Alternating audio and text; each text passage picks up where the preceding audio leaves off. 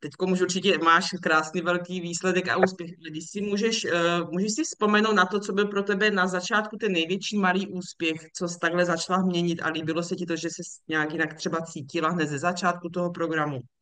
No hlavne prestala som byť unavená. Mhm. Mala som viac energie v sebe a tým, že to proste prišlo, tak som dostala väčšiu chuť ísť ďalej a Mhm. proste nezastavovať.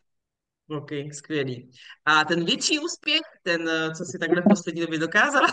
Áno, áno, ten je úplne, že pre mňa a včera sme boli sme s bratom, videli sme sa s bratom po 2 mesiacoch alebo 3 a prvé, čo urobil, že wow, Segra, že ty si schudla, takže je to už vidno, je to centimetre išli dole, váha išla dole a včera ma vlastne brat potešil, že áno, je to vidno aj pre moje okolie, že robím so Super, sebou niečo, takže super, áno. super.